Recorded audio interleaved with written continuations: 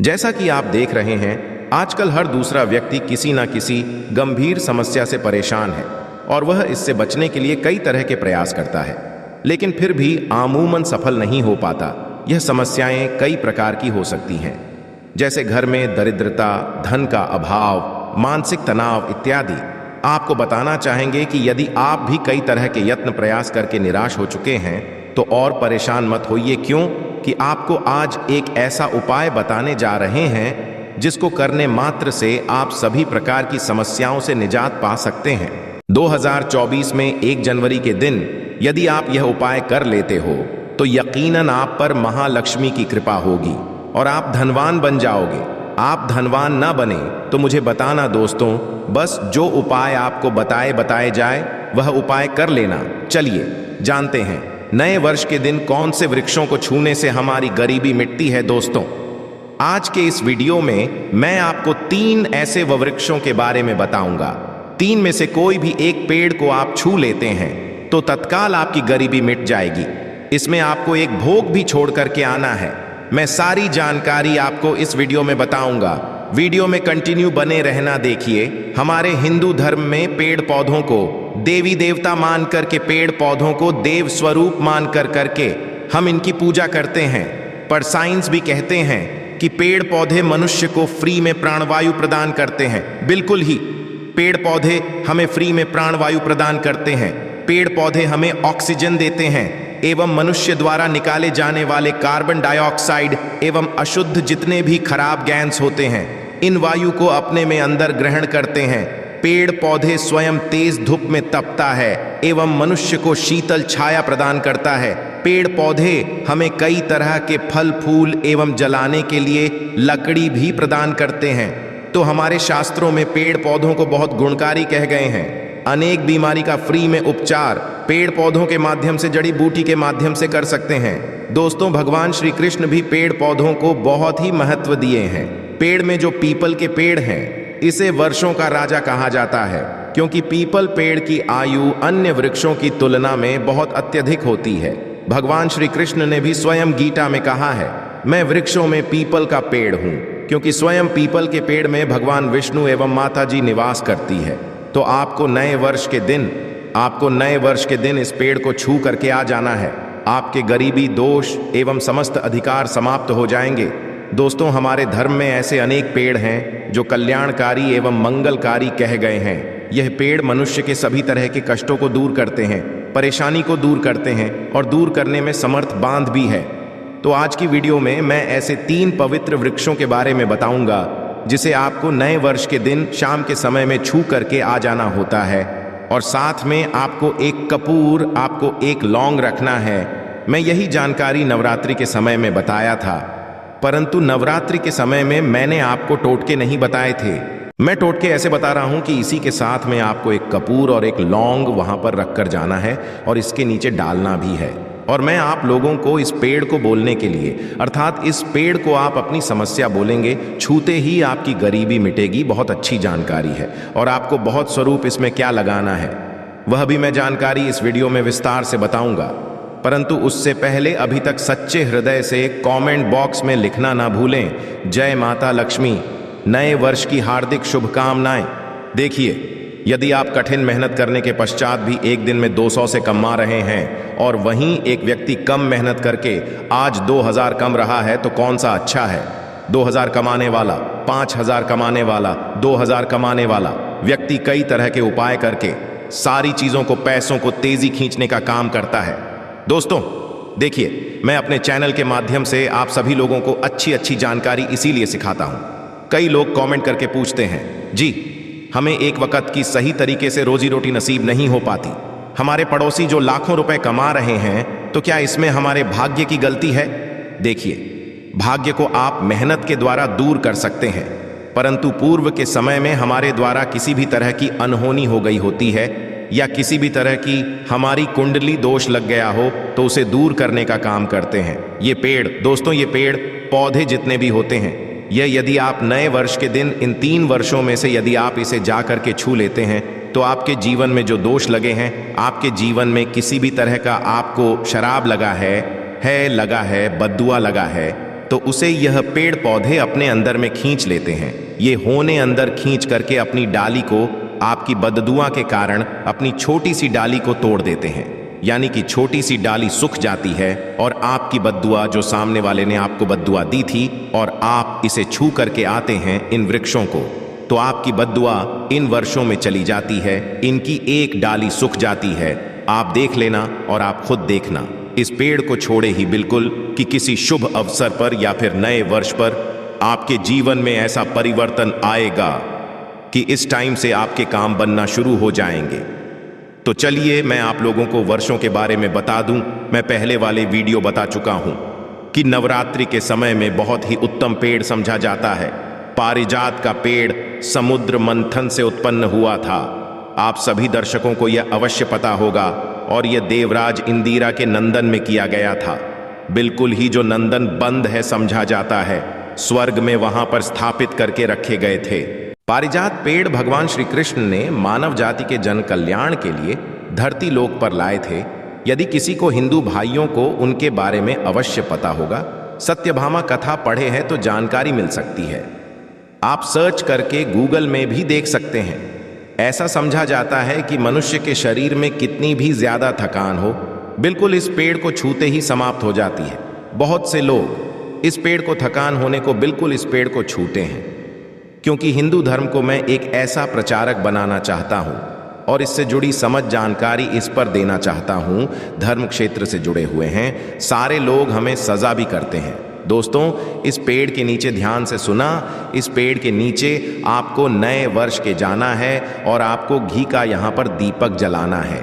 यदि आप घी का दीपक जलाने में समर्थ नहीं हैं तो कोई बात नहीं, आप कोई भी तेल का दीपक जला सकते हैं, सरसों के तेल का दीपक जला सकते हैं।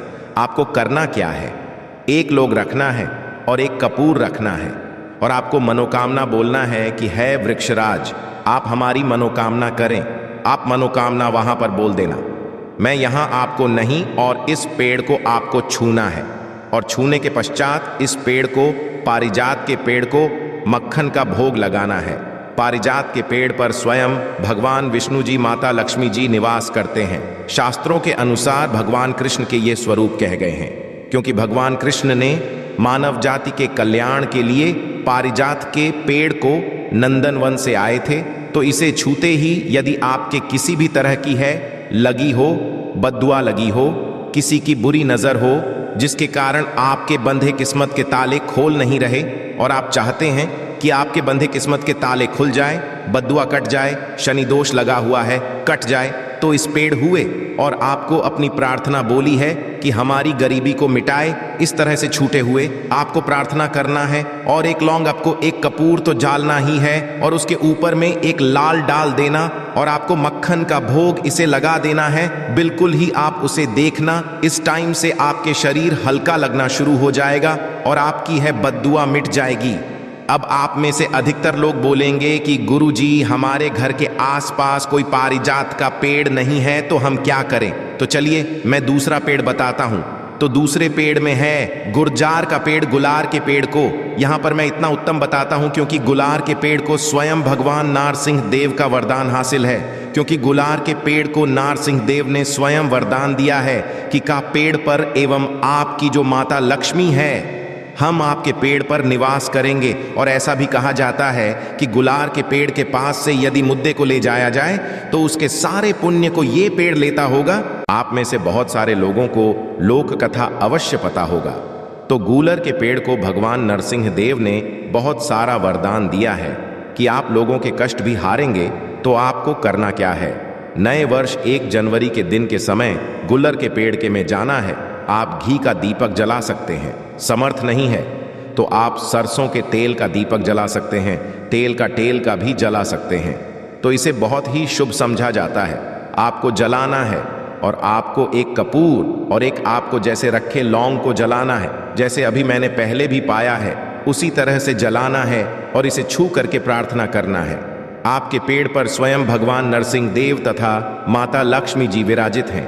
हम प्रार्थना है कि हमारी गरीबी एवं हमारी परेशानी एवं जो किसी की हमें है लगी है, बद्दुआ लगी है, किसी की बुरी नज़र लगी है, हमारे घर में किसी को नज़र दोष लगा है, सारे देशों को समाप्त कर आप अपने अंदर में समाहित कर लीजिए, खींच लीजिए। इस तरह से आपको प्रार्थना करना है और गूलर के पेड़ को आपको बताशे का भोग लगाना है, बताशे आपको समर्पित कर देने हैं और उसी दिन आपको 5 गूलर के फल लाना है 1 जनवरी नए के दिन। ऐसा समझा जाता है कि जो व्यक्ति लाल कलर की चुनरी में गूलर के पके हुए फल को लाते हैं बंद करके और इस पूजा करने के पश्चात और इस धन पेटी में है, तो ऐसा समझा जाता है आज जीवन ऐसे व्यक्ति के जीवन में, ऐसे व्यक्ति के घर में धन दौलत की कमी कभी नहीं होती। गूलर के पेड़ को साक्षात माता लक्ष्मी के स्वरूप कह गए हैं। गूलर के पेड़ पर माता लक्ष्मी विराजमान रहते हैं। तो आपको यही काम करना है, आपको प्रार्थना बोलते हुए आपको इसे छूना है और जो मैं बता रहा हूँ 5 इसके फल अवश्य ले आना और ला करके नए वर्ष के दिन पूजा पाठ करने के पश्चात आपको इसे अपने धन स्थान में अवश्य है। आजीवन आपके जीवन में धन की कमी कभी नहीं होगी दोस्त। तो चलिए मैं आप लोगों को इसके पश्चात तीसरा पौधा बता देता हूँ।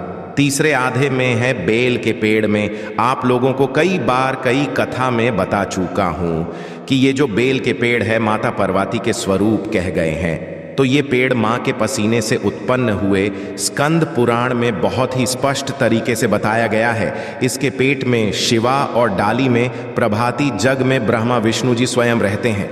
ऐसा समझा जाता है कि शिव मंदिर के समीप में जो बेल के पेड़ हैं, इसके नीचे में यदि कोई भी व्यक्ति यदि नए वर्ष के दिन संडे कल में इसे, वैसे तो इसे डेली जलाना चाहिए, परंतु यदि नए वर्ष के दिन संडे कल में यदि भगवान शंकर जी का कोई विषय मंदिर है तो उसके किनारे में जो कोई बेल का पेड़ हो वहां पर बिल्कुल आपके घी का दीपक जला दीजिए तो आपको धन गुण एवं नष्ट हो जाते हैं।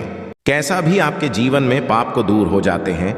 तो आपको क्या है, माता लक्ष्मी को भी बेल के पेड़ का अवतार लेना पड़ा था। एक कथा के अनुसार इसके बारे में कथा भी बता दूंगा कि क्यों माता लक्ष्मी को बेल के रूप में बेल के पेड़ में अवतरित होना पड़ा था। मैं इसके बारे में भी एक कथा भी आपको बता दूंगा। तो आपको नए वर्ष के दिन बेल के पेड़ के हो सके तो घी का दीपक जरूर चला जाएगा। बेल के पेड़ को माता पार्वती तथा भगवान शंकर के स्वरूप ही, बेल की जो पेड़ की जड़ होती है, इसके जो मूल भाग होते हैं, इसमें समस्त तीर्थ आकर के निवास करते हैं। इसीलिए सावन के महीने में कहा जाता है जो लोग यदि तीर्थ धाम नहीं जा सकते, तीर्थ के दर्शन नहीं कर पाए, तो ऐसे व्यक्ति बेल पेड़ के नीचे में 1 महीने तक घी का दीपक जला लेते हैं तो संपूर्ण भी तीर्थ होते हैं। इसके घूमने का बराबर पुण्य की हासिली होती है। मैं इसलिए सारी जानकारी, गुप्त रहस्य जानकारी बताता हूं जिससे आप सभी दर्शकों को, कल्याणवासी दर्शकों का बिल्कुल आध्यात्मिक उन्नति हो। सभी को धन की जरूरत नहीं होती, किसी को पुण्य की हासिली की जरूरत होती है।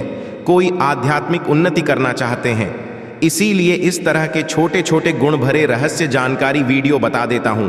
दोस्तों, आप करना क्या, 1 जनवरी नए वर्ष के दिन इस पेड़ को है माता पार्वती से प्रार्थना लगाना है कि है माता पार्वती, आप ही शक्ति स्वरूप है, लक्ष्मी है, आप ही संसार को चलने वाली देवी है। इस तरह से प्रार्थना करते हुए इस पेड़ को छूना है और बोलना है मेरी गरीबी मिटाए माता, मेरी निर्धनता को मिटाए, मेरे जीवन में चल रही परेशानियां, सारी परेशानियों को दूर करें। इस तरह प्रार्थना करते हुए आपको एक कपूर और एक लौंग को भी जला देना है और एक काम अवश्य करना है। जलाने के इस पेड़ को आपको बोलना है कि मैं भोग स्वरूप आपको धतूरे के पत्ते एवं धतूरे के फल समर्पित करूंगा, आप स्वीकार करें। आपको धतूरे के फल एवं पुष्प को, पुष्प है तो पुष्प भी रख सकते हैं, फिर पेट रख दीजिए। और अब पेड़ आपको छूना है प्रार्थना करते हुए कि हमारी गरीबी मिटाए, हमारी निर्धनता मिटाए, बिल्कुल ही आपके जीवन में कभी नहीं आएगी। और एक प्रार्थना अवश्य करना है, किसी की है लग गई हो, बद्दुआ लग गई हो, किसी का दोष हो जिसके कारण हमारी आध्यात्मिक उन्नति नहीं हो पा रही हो, तो आप जो है उसे तुरंत दूर करें। शनि, राहु, केतु का यदि दोष प्रभाव लग रहा हो, नवग्रह में से कोई नवग्रह हमें पीड़ित कर रहा हो, या फिर किसी भी हमारे पूर्वजों द्वारा किसी भी तरह का हमें दोष लगा हो, क्योंकि पितृ दोष लगने के कारण व्यक्ति की आत्मिक उन्नति भी नहीं हो पाती, तो आप बोलने की समस्त तरह को आप दूर करें, अपने अंदर में खींच लीजिए और आप हमें दोष कर दीजिए। तो इस तरह से आपको यह प्रार्थना करना है और एक काम आपको अवश्य करना चाहिए। आपको नए वर्ष के दिन धर्मशास्त्रों में कह गए हैं, बहुत सारे लोग भी बताते हैं, हमारे जी भी कहा करते थे, नए वर्ष के दिन यदि बेल के पेड़ की जड़ों में मिश्रित मिश्री आती है, खरी खरी आप सभी दर्शकों को अवश्य पता होगा, टाइप की होती है, तो आपको मिश्री डाला हुआ दूध यदि आप इनकी जद में डालते हैं तो ऐसा कहा गया है कि ऐसा व्यक्ति कभी निधन नहीं होते। ऐसे व्यक्ति के जीवन से किसी भी तरह से यदि लक्ष्मी रुष्ट हो चुकी हो, रुष्ट दूर हो जाते हैं। ऐसे व्यक्ति पर मां लक्ष्मी प्रसन्न होती है। ऐसे व्यक्ति के जीवन में धन का अभाव नहीं होता। ऐसे व्यक्ति फिर निरोग रहते हैं, हासिल होते हैं। आप चाहते हैं तो यही क्रिया नियम के पेड़ पर भी कर सकते हैं। नियम के पेड़ पर माता लक्ष्मी निवास करती है, समस्त देवी शक्ति निवास करते हैं। नियम के पेड़ में आप जो है नए वर्ष के दिन ध्यान से सुना, नए वर्ष की शाम के समय आपको एक गिलास या फिर एक लोटे सामर्थ्य के अनुसार तांबे के लोटे में आपको दूध डालकर के इन्हें जो है अभिषेक करना चाहिए, इनको जग में डालना चाहिए, परंतु आप मीठा दूध ही डालना है, इनकी जड़ में डालना है और गरीबी मिटाने की प्रार्थना करना है कि हमारे कर्ज का भार दूर हो या फिर जीवन में जो किसी भी तरह की जो परेशानी है वह परेशानी भी बोल देना।